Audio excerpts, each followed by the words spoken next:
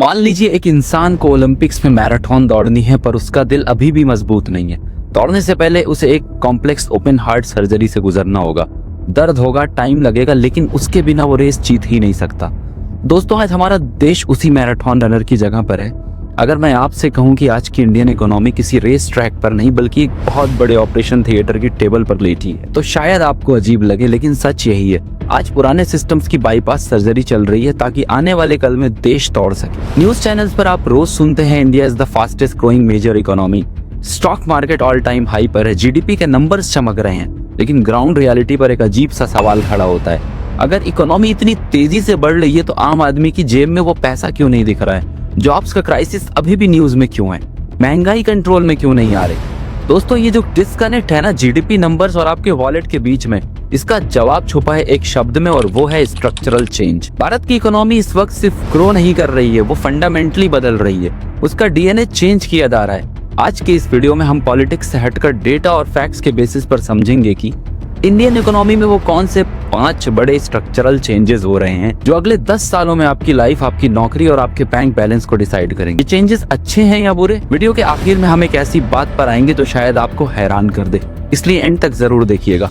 और हाँ, अगर आप भी देश और दुनिया के इन कॉम्प्लेक्स टॉपिक्स को आसान भाषा में समझना चाहते हैं तो अभी सब्सक्राइब बटन दबाएं और इस कम्युनिटी का हिस्सा बने। सबसे पहला और सबसे बड़ा चेंज, इंडिया अपनी पुरानी पहचान बदल रहा है। पिछले 30 सालों में इंडिया की ग्रोथ का इंजन था service sector, IT companies, call centre, software. हम दुनिया के बैक ऑफिस बन गए थे, लेकिन प्रॉब्लम यह है कि सर्विस सेक्टर जीडीपी तो बढ़ाता है पर मास लेवल पर जॉब्स क्रिएट नहीं कर पाता है। तो प्लान चेंज हो गया है। सरकार चाहती है कि इंडिया दुनिया की फैक्ट्री बने, ना कि सिर्फ बैक ऑफिस। इसका सबसे बड़ा हथियार है पीएलआई स्कीम, यानी प्रोडक्शन लिंक्ड इंसेंटिव। सिंपल भाषा में सरकार कंपनीज को कह रही है आप इंडिया में फैक्ट्री लगाओ, प्रोडक्शन बढ़ाओ और हम आपको कैश इंसेंटिव्स देंगे। इसका असर दिख भी रहा है। फाइनेंशियल ईयर 24 में इंडिया का electronics exports record $29 billion cross कर गया। एप्पल अपने आईफोन्स का एक बड़ा हिस्सा अब इंडिया में बना रहा है। फॉक्सकॉन, माइक्रोन जैसी बड़ी कंपनी सेमीकंडक्टर प्लांट्स लगा रही हैं। लेकिन यहाँ एक कैच है। क्या ये पूरा सच है? क्रिटिक्स के मुताबिक हम अभी भी सिर्फ असेंबल कर रहे हैं, मैन्युफैक्चरिंग नहीं। हम बाहर से पार्ट्स मंगवाते हैं और यहाँ जोड़ देते हैं। Raghuram Rajan critic point out करते हैं कि जितना हम मोबाइल एक्सपोर्ट कर रहे हैं उसके कंपोनेंट्स का इंपोर्ट भी उतना ही बढ़ गया है। तो स्ट्रक्चरल चेंज ये है कि पूरी कोशिश है कि चाइना को रिप्लेस किया जाए, पर असली सफलता तब मिलेगी जब हम कंपोनेंट्स भी इंडिया में बनाएंगे। दूसरा चेंज वहाँ हो रहा है जो आपके हाथ में है, आपका स्मार्टफोन।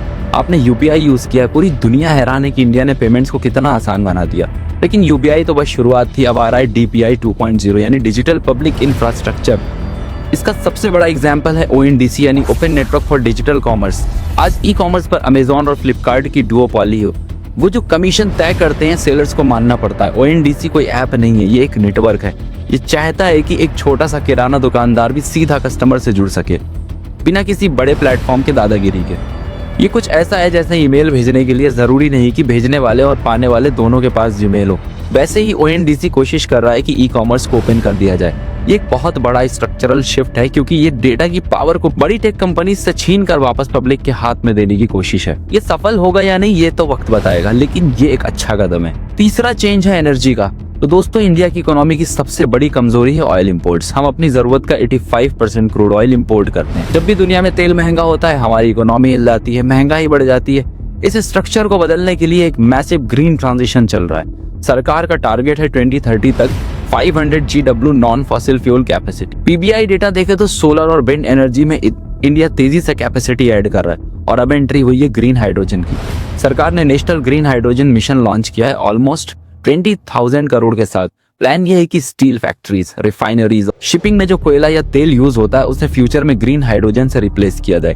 ये सिर्फ एनवायरनमेंट बचाने के लिए नहीं, ये इकोनॉमिक आजादी की लड़ाई है ताकि हम अरब देशों या रशिया के तेल पर निर्भर ना रहें। अगर आप अपने आसपास देखें तो नए flyovers, highways, airports, Vande Bharat train, हर जगह काम चल रहा है। पैसा कहाँ से आ रहा है? पिछले कुछ सालों में सरकार ने अपनी स्पेंडिंग की क्वालिटी ही बदल दी है। पहले ज्यादा पैसा रेवेन्यू एक्सपेंडिचर में जाता था, यानी सैलरीज में, सब्सिडीज में, इंटरेस्ट पेमेंट्स वगैरह में। अब सरकार का फोकस है कैपिटल एक्सपेंडिचर यानी कैपेक्स पर, यानी वो खर्चा जो एसेट बनाता है। डेटा की तरफ नजर डाले तो इंटरिम बजट 2024-25 में कैपिटल स्पेंडिंग का टारगेट ₹11.11 लाख करोड़ रखा गया।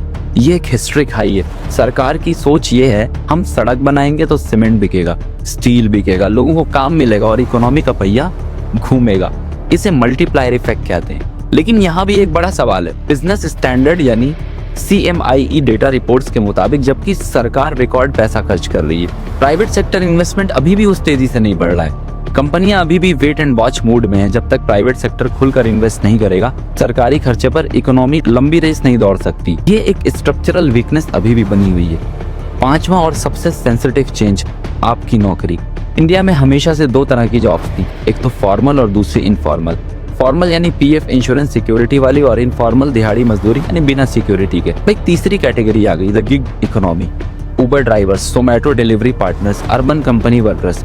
नीति आयोग की रिपोर्ट के मुताबिक 2029 से 2030 तक इंडिया में 2.35 करोड़ गिग वर्कर्स होंगे। ये स्ट्रक्चरल शिफ्ट है क्योंकि ये लोग ना तो पूरी तरह एम्प्लॉय हैं और ना ही पूरी तरह इंडिपेंडेंट कॉन्ट्रैक्टर। के पास कोई सोशल सिक्योरिटी ही नहीं होती। सरकार 4 न्यू लेबर कोड्स लेकर आई है। इनका मकसद है लेबर लॉस को सिंप्लीफाई करना और सभी वर्कर्स को including gig workers social security के दायरे में लाना। लेकिन ये कोड्स अभी तक पूरी तरह लागू नहीं हुए क्योंकि स्टेट्स और यूनियंस के बीच अभी एग्रीमेंट नहीं हो पाई है। इंडस्ट्री चाहती हायर एंड फायर आसान हो, वर्कर्स चाहते हैं जॉब सिक्योरिटी। ये जो रस्साकस्सी टग ऑफ वॉर चल रही है, ये डिसाइड करेगी कि फ्यूचर का इंडियन वर्कर कितना सिक्योर होगा। तो दोस्तों, ये थे वो 5 बड़े स्ट्रक्चरल चेंजेस। सर्विसेज से मैन्युफैक्चरिंग की तरफ शिफ्ट, डिजिटल मोनोपोलीज को तोड़ने के लिए DPI और ONDC, फॉसिल फ्यूल से ग्रीन एनर्जी की तरफ ट्रांजिशन, सरकार द्वारा मैसिव कैपेक्स, और 5वां गिग इकोनॉमी और लेबर कोड्स का नया रियलिटी। जिस रातों रात रिजल्ट नहीं देंगे, ये एक मैराथन है। जब भी किसी देश की इकोनॉमी का स्ट्रक्चर बदलता है तो शुरुआत में दर्द होता है, कुछ पुरानी जॉब्स खत्म होती हैं, नई स्किल्स की जरूरत पड़ती है, इन्फ्लेशन भी बढ़ सकता है ज्यादा खर्चों की वजह से। सवाल ये नहीं है कि इंडिया ग्रो करेगा या नहीं, सवाल ये है कि क्या ये स्ट्रक्चरल चेंजेस उस के शेप रिकवरी को ठीक कर पाएंगे जहां अमीर और अमीर हो रहा है और गरीब स्ट्रगल कर रहा है। क्या ये नया स्ट्रक्चर 140 करोड़ लोगों को साथ लेकर चल पाएगा? आपको क्या लगता है इन 5 में से कौन सा चेंज आपकी लाइफ पर सबसे ज्यादा असर डालने वाला है? कमेंट्स में लिखकर बताएं। अगर आपको ये वीडियो इन्फॉर्मेटिव लगी तो वीडियो को लाइक करें, शेयर करें ताकि ये जरूरी बातें सब तक पहुंचे, और चैनल को सब्सक्राइब करें ऐसी ही इन्फॉर्मेटिव वीडियोस के लिए।